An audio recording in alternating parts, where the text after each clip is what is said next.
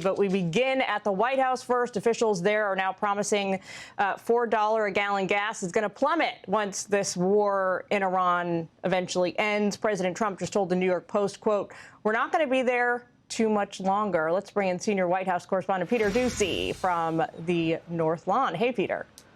Jillian, good afternoon. President Trump is putting out the word in the Wall Street Journal. He can end epic fury whether the Strait of Hormuz is open or not. And he's doing that in this post with a warning to European pals. He says, all those countries that can't get jet fuel because of the Strait of Hormuz, like the United Kingdom, which refused to get involved in the decapitation of Iran, I have a suggestion for you. Number one, buy from the U.S. We have plenty. And number two, build up some delayed courage. Go to the Strait and just take it. You'll have to start learning how to fight for yourself. The USA won't be there to help you anymore, just like you weren't there for us.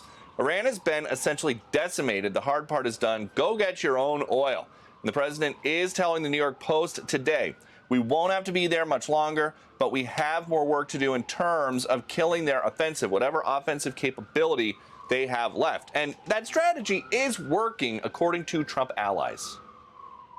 There's a direct correlation between how much ordnance we drop on Iran and how much more they want to have a conversation.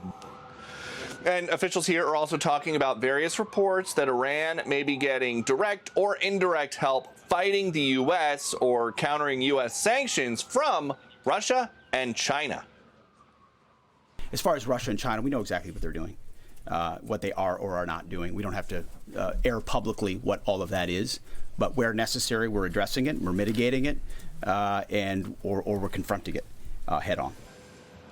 Officials here also know that gas prices are getting too high, $4 a gallon nationwide average. And Caroline Levitt is telling us about that as soon as epic fury is over, they project that gas prices will drop down to multi-year lows. Jillian.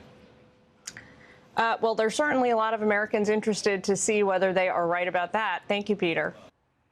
Be sure to like and subscribe for all the Fox News latest on YouTube and catch full shows streaming now on Fox One.